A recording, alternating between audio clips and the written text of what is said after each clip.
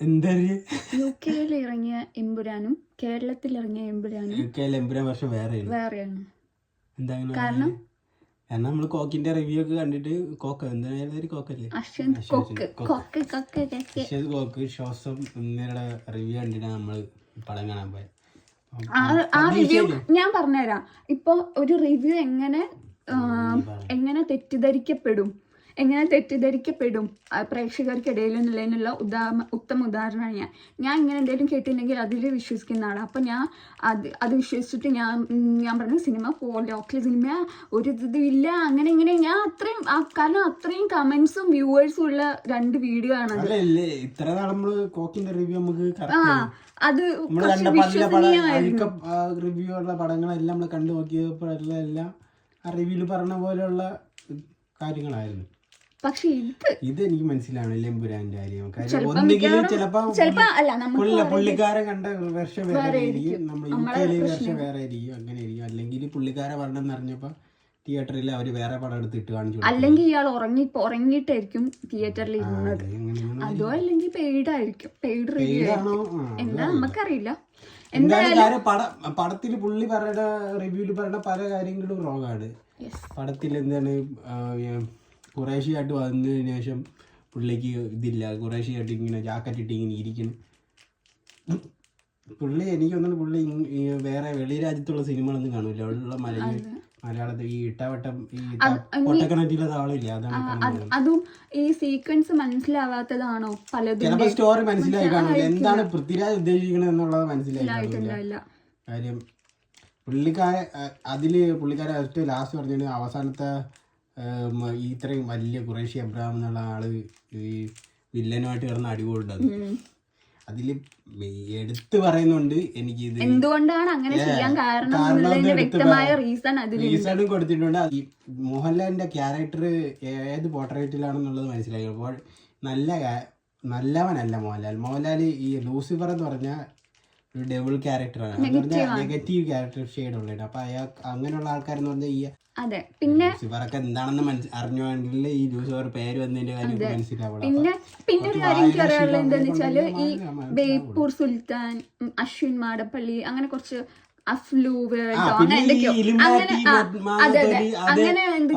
അതിലിങ്ങനെ കുറച്ച് പുകച്ച് വെച്ചിട്ടുള്ള അവര് പ്രതീക്ഷിച്ചെന്ന് പറഞ്ഞാൽ വേറെ എന്തോ സെറ്റപ്പ്. ഈ ഇലുമിനാറ്റി ഇന്റർനാഷണൽ ഹോളിവുഡിൽ കാണിക്കുന്ന കണക്ക് ഇലുമിനാറ്റിയുടെ കാര്യങ്ങളായിരിക്കും പറയാ. ഇത് ലൂസിഫറിന്റെ തുടർച്ചയായിട്ടുള്ള ഭാഗമാണ്. അത് അങ്ങനെ അത് അല്ലാതെ മറ്റൊരു സിനിമയല്ല ഇത്.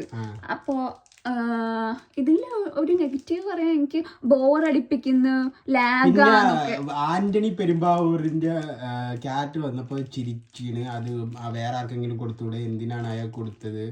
ഫണ്ണിയാണ് അവിടെ അതൊക്കെ ശരിയാണ്. ആന്റണി പെരുമ്പാവൂരിന്റെ ക്യാരക്ടർ വേറെ ഏതെങ്കിലും ഒരു നല്ല അറിയപ്പെടുന്ന അല്ലെങ്കിൽ നല്ലോണം അഭിനയിക്കുന്ന നടനെ കൊടുക്കായിരുന്നു. പക്ഷെ പുള്ളിക്കാരൻ ചെയ്തത് മോശമായിട്ട് ചെയ്തിട്ടില്ല. ഇയാൾക്കൊരു ക്യാരക്ടർ പൊതുസമൂഹത്തിൽ ഇയാളൊരു ഇമേജ് ഉണ്ട്. എന്തിനാണ് ഇയാളെ മറ്റില്ല ട്രോളി താഴ്ത്തി കെട്ടിയ ഒരു ഇമേജ് ഉണ്ട്. അപ്പൊ ആ ഇമേജും വെച്ച് നമ്മൾ പോരുന്ന കണ്ട അയാളെ കോമഡി ആയിട്ട് തോന്നും. പക്ഷെ അതല്ല, ഒന്നും ഇല്ലാത്ത ഒരാൾ വന്നിട്ട് ഇങ്ങനെ കാര്യം പറയാനായിട്ട് മനസ്സിലാക്കി അയാൾ ഒരു വൃത്തിയാടില്ലാത്ത രീതിയിൽ തന്നെയാണ് അഭിനയിച്ചത്. അഭിനയത്തിലൊന്നും പ്രശ്നമില്ല, അയാളെ ക്യാരക്ടർ ചെയ്തെങ്കിലും ഒരു പ്രശ്നമില്ല. പക്ഷേ ചിലപ്പോൾ ഈ കോക്കിന് അയാളുമായിട്ട് എന്തെങ്കിലും വ്യക്തിപരമായിട്ടുള്ള വല്ല പ്രശ്നമുണ്ടായിരിക്കും. പിന്നെ ഇങ്ങനെ നെഗറ്റീവ് ഇപ്പൊ ശ്വാസം പുള്ളിക്കാരന് ഇത് തന്നെ എന്താ നെഗറ്റീവായിട്ടാണ്, ഇത്ര നെഗറ്റീവായിട്ടാണ് ഇന്നലെ പറഞ്ഞു അമിത പ്രതീക്ഷ വെച്ച് പോയി. ഇതിലെന്താണ് പ്രതീക്ഷിച്ച അതേ സാധനമാണ് കൊടുത്തേക്കണം. ഹോളിവുഡ് ലെവൽ മേക്കിങ്, ഓരോ പല സീനും എടുത്തേക്ക് വെച്ചേക്കണത്. പിന്നെ മോഹൻലാലിന്റെ ക്യാരക്ടറിന്റെ ഷെയ്ഡ് അത് സ്റ്റീഫനായിട്ട് വരുമ്പോഴുള്ള ഓറ വേറെ, ഖുറേഷിയായിട്ട് വരുമ്പോഴുള്ള ഓറ വേറെ, രണ്ടാണ്. എനിക്ക് ഈ പടം കണ്ടില് ഇപ്പൊ ഇത്രയും നാൾ ഞാൻ ഈ കോക്കിന്റെ റിവ്യൂ നല്ല ജെന്യൂൻ റിവ്യൂ ആയിട്ടാണ് ഞാൻ കണ്ടിട്ടുള്ളത്. അപ്പൊ അത് കണ്ടിട്ട് പല പടങ്ങളും ഇതില് ഞാൻ ഒരിക്കലും യോജിക്കില്ല. ജനകീയ കോടതിയിൽ വന്നിട്ട് ഇതില് ഒരു ഇതുണ്ടായിരുന്നല്ലോ, അതിലൊക്കെ ഞങ്ങള് കോക്കിന്റെ കണ്ടിട്ട് എന്ത് അടിപൊളി അങ്ങനെ സാധാരണക്കാരൻ ഇങ്ങനെയാണോ പറയുന്നത്, നമ്മളെ അഭിപ്രായം പറഞ്ഞ പോലെ ഇരുന്നുണ്ടായിരുന്നു. പക്ഷെ ഇത് ഇത് ഒന്നുകിൽ പുള്ളി പ്രതീക്ഷിച്ചത് വേറെന്തോ ആയിരിക്കും. എന്ന് പറഞ്ഞാൽ പുള്ളിയുടെ മനസ്സിൽ പുള്ളി ഒരു കഥ ഉണ്ടാക്കി വെച്ചിട്ട് ആ കഥയാണ് വരണമെന്ന് പറഞ്ഞ് പോയെന്ന് കണ്ടപ്പോ പൃഥ്വിരാജ് വേറെ കഥ എഴുതിയേക്കണത്. അല്ല, പൃഥ്വിരാജല്ല, അയാളെന്നൊരു മുരളിഗോപി വേറെ കഥ എഴുതി പൃഥ്വിരാജ് അത് ഡയറക്റ്റ് ചെയ്ത് വേറെ രീതി വെച്ചേക്കണം എന്നുള്ള രീതിയിൽ. അപ്പോൾ അയ്യോ ഞാൻ ഉദ്ദേശിച്ച സാധനമല്ല, ഞാൻ ഉദ്ദേശിച്ച സാധനം ഇത് വന്നിട്ടില്ല, അതുകൊണ്ടായിരിക്കും പുള്ളിക്ക് ഇഷ്ടപ്പെടാത്തത്. എന്തെന്നായാലും പടം എടുത്ത് ഈ പടത്തിൻ്റെ കഥ പോയേക്കുന്ന രീതിയും പടത്തിൻ്റെ രീതി എല്ലാം ഓക്കെയാണ്. അപ്പോൾ ഈ അവസാനത്തെ വില്ലനെ കൊല്ലണതിൻ്റെ ജസ്റ്റിഫിക്കേഷൻ എല്ലാ ഇതിലും ഉണ്ട്. എല്ലാത്തിൻ്റെ ഫ്ലാഷ് ബാക്കും കാര്യങ്ങളും എല്ലാം കറക്റ്റായിട്ട് കൊടുത്തിട്ട് ചിലപ്പോൾ എനിക്ക് ഈ കഥ മനസ്സിലായി കാണൂല. ഒന്ന് ഇവർ പടം ശ്രദ്ധിച്ച് കാണൂല. എനിക്കൊന്നും ഇവർ മോർണിംഗ് ഫാൻ ഷോ ആണ് പോയി കണ്ടത്. അപ്പോൾ ഈ പുള്ളി അവരൊക്കെ ഈ മോഹൻലാലിനെ കാണുമ്പോൾ കോവിളിയും ബഹളവും, അപ്പോൾ അതിൻ്റെ ഇടയിൽ എന്താണ് പറയണതെന്നും എന്താണ് ഈ പടം ശ്രദ്ധിക്കാനെന്ന് ഇവർക്ക് സമയം കിട്ടിക്കാറില്ല. ഇവർ അതിൻ്റെ ഇടയിൽ ഇവരെയൊക്കെ ഈ ഫാൻസിനെയും കണ്ട് ഇരുന്നാണ്. അതുകൊണ്ടായിരിക്കും എൻ്റെ അഭിപ്രായത്തിൽ ഫാൻ ഷോ കഴിഞ്ഞിട്ടുള്ള ഷോയ്ക്ക് പോയി കണ്ടാലേ പടം മനസ്സിലാവുള്ളൂ. പിന്നെ പടത്തിന് ഒരു വിധത്തിലുള്ള ആവശ്യമില്ല. പടത്തിലെ ഓരോ ഷോട്ടും എടുത്ത് വെച്ചേക്കണ രീതിയും പടത്തിന്റെ കഥ പോണ രീതിയും 3 മണിക്കൂറുണ്ട് പടം. കാര്യം ഇത് അതിന്റെ അടുത്ത പാർട്ടിലോട്ട് പോകാൻ വേണ്ടി ഉള്ള സാധനം ഇട്ടിട്ടുണ്ട്. എല്ലാ ക്യാരക്ടറും ആപ്റ്റായിട്ടുള്ള സ്ഥലത്ത് തന്നെയാണ് ഇട്ടേക്കണത്. വേറെ ഒന്നും പറയല്ലേ, പടം ഈ ഡിഗ്രേഡ് ചെയ്യണവർക്ക് എന്തെങ്കിലും എന്തോ വ്യക്തി വൈരാഗ്യമോ അല്ലെങ്കിൽ മലയാള സിനിമ ഇങ്ങനെ എത്തല്ലല്ലോ അങ്ങനെ എന്തെങ്കിലും കാണുമല്ല. പിന്നെന്താ, എനിക്ക് പടം കണ്ടിട്ട് എനിക്ക് നെഗറ്റീവ് പറയാനായിട്ട് ഇല്ല. പക്ഷെ എന്താണ് പടത്തിൽ അബദ്ധങ്ങളില്ലേന്ന് ചോദിച്ചാൽ അബദ്ധങ്ങളുണ്ട്.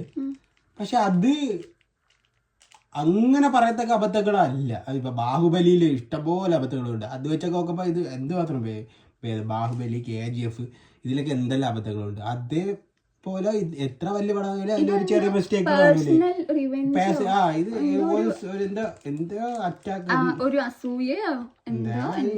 എന്താണെന്ന് അറിയാൻ വയ്യ. ഒന്നുകിൽ പെയ്ഡ് പ്രേമോ അല്ലെങ്കിൽ കേരളത്തിൽ ഇറങ്ങിയ തിയേറ്റർ വേർഷനും UK ഇറങ്ങിയ തിയേറ്റർ വേർഷനും തമ്മിൽ വ്യത്യാസമുണ്ട്.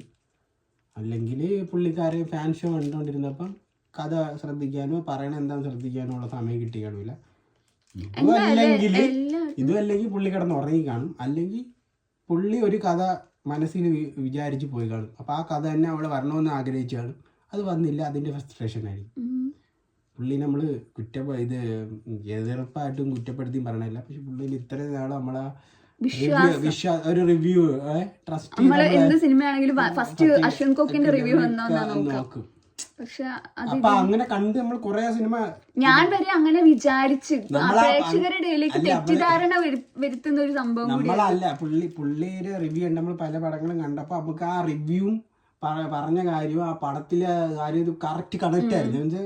കറക്റ്റ് റിവ്യൂ, സത്യമായ റിവ്യൂ.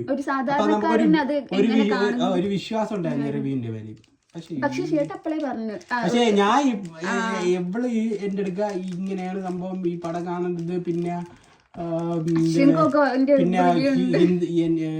രാജ്യദ്രോഹിയാണ് അങ്ങനെയൊക്കെ കമന്റുകൾ വരുന്നത്, NIക്കെതിരെ പറയണമെന്ന്, പിന്നെ ഏതോ ഒരു പാർട്ടിക്കെതിരെ പറയണത്. ഇതിലാണെങ്കിൽ എല്ലാ പാർട്ടിക്കും ഇട്ട് കൊട്ടു കൊടുക്കുന്നുണ്ട്. എല്ലാ പാർട്ടിക്കും, UDFന്, കമ്മ്യൂണിസ്റ്റിന്, BJP എല്ലാത്തിനും നല്ല രീതിയിലോട്ട് കൊട്ടു കൊടുക്കുന്നുണ്ട്. അത് നല്ലോണം ഇരുന്ന് കാണണം എവിടെയൊക്കെ കൊട്ടു കൊടുക്കുന്നുണ്ടെന്ന്. അപ്പം ഒരു സ്ഥലത്ത് മാത്രമല്ല, ഇഷ്ടംപോലെ സ്ഥലത്ത്. പിന്നെ ഇന്ത്യയുടെ അപ്പം ഈ നമ്മൾ പറഞ്ഞ് എന്താണ് പറയുക, ഇതിന് സംഭവത്തിൽ തിയേറ്ററിൽ പോയി പടം കാണുക. കാരണം റിവ്യൂ നോക്കരുത്. ആൾക്കാരെ നിങ്ങൾ റിവ്യൂ നോക്കാതെ നിങ്ങളെ ഫ്രണ്ട്സ് പടം കണ്ട ആൾക്കാരെ വിളിച്ച് ചോദിക്കാം. പിന്നെ ഏതെങ്കിലും നടന്മാരെ ഫാൻസിനെ വിളിച്ച് ചോദിക്കുക. ചിലപ്പോൾ അവർക്ക് അസൂയുണ്ട്, റിവ്യൂ മാറ്റിപ്പോയാൽ. നിങ്ങൾ ഈ ന്യൂട്രലുള്ള ആൾക്കാരെ വിളിച്ച് ചോദിക്കുക എങ്ങനെയാണ് പടം, എങ്ങനെയാണ്. അതാണ് ഞാനൊരു എനിക്ക് ഇങ്ങനെ സിനിമകൾ കാണുന്ന ഇഷ്ടം. അപ്പോൾ നമ്മൾ ഒരുപാട് സിനിമ കണ്ടിട്ട് അത് വെച്ച് നോക്കണമെങ്കിൽ ഇഷ്ടംപോലെ മേക്കിംഗ് കൊണ്ട് ഭയങ്കര വേറെ ലെവൽ പടമായിട്ട് വേണം എടുത്തു വെച്ചിരിക്കുന്നത്. ഡയറക്ഷൻ എല്ലാം കൊണ്ട്.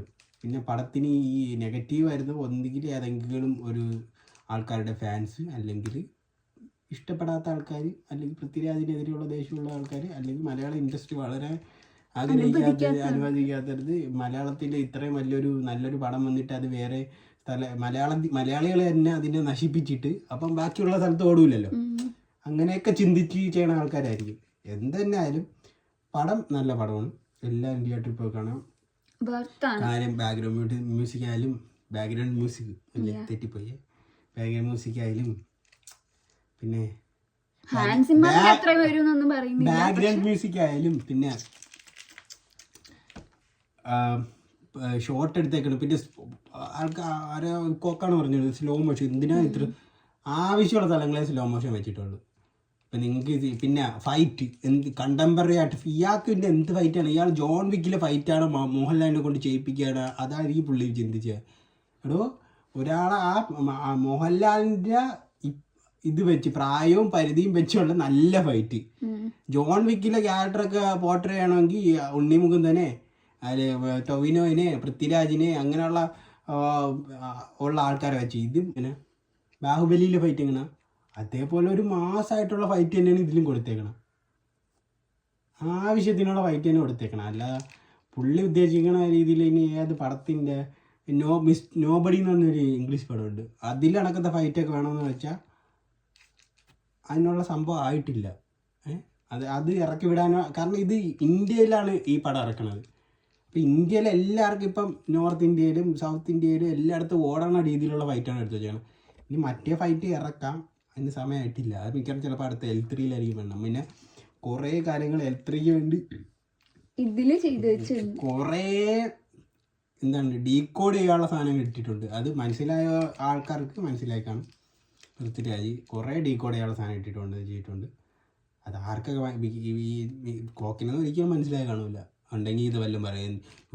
ഇപ്പം നമ്മൾ തമിഴിൽ മറ്റേ മറ്റേ അവൻ്റെ പറയുന്നത് ലോകേഷ് അത് ഇറങ്ങുമ്പോൾ അതിൻ്റെ എല്ലാ സീനും ബിറ്റ് കണ്ടിട്ട് അതിൽ ഇതെല്ലാം അത് കണക്കത്തെ സംഭവം ഇവിടെയും ചെയ്ത് വെച്ചിട്ടുണ്ട്. പക്ഷെ അത് മനസ്സിലാക്കാനുള്ള ആർക്കും അത് ഒന്നും ശ്രമിക്കുന്നില്ല. മലയാള ഇൻഡസ്ട്രി ആ കപ്പാസിറ്റി ഉണ്ടെന്ന് ആരും മനസ്സിലാക്കണില്ല. പിന്നെ ആൾക്കാർക്ക് ഇതെങ്ങനെയാണ് ഡീഗ്രേഡ് ചെയ്യണം. അപ്പോൾ ഇതൊന്നും നോക്കി കാണാനുള്ള സമയമില്ലല്ലോ. അതിപ്പോൾ പേജിലേക്ക് പോയാൽ കമൻറ്റ് ഇടുക, ഇതൊക്കെ തന്നെ. ആദ്യത്തെ നമ്മളെ റിവ്യൂ ആണ് ഈ ആൾക്കാർ കാണുന്നത്. പക്ഷെ നമ്മൾ പറയാനുള്ള കാര്യം അറിഞ്ഞോളൂ. കാരണം ഈ റിവ്യൂ ഉണ്ടോയെന്ന് അങ്ങനെ ഒന്നും ചിന്തിക്കാതെയാണ് ഈ ഇരുന്ന ആൾക്കാരാണ്. പക്ഷെ ഈ ഇത്രയും ഡീഗ്രേഡിങ് യുവന്മാർ പറയണമുണ്ട് മാത്രം. കാരണം ഇവരെ നമ്മൾ വിശ്വസിച്ച് പൊയ്ക്കൊണ്ടിരുന്ന ആൾക്കാരാണ്. ഇനി മുതലും പടം കണ്ട് നമ്മൾ തന്നെ പറയേണ്ടിയുള്ള അവസ്ഥയാണ്. അതുകൊണ്ട് ഇനി പടം കണ്ട് നമ്മൾ തന്നെ ചിന്തിച്ച് കാര്യങ്ങൾ തീരുമാനിച്ച് പറയേണ്ട അവസ്ഥ. Okay. Bye guys. Bye.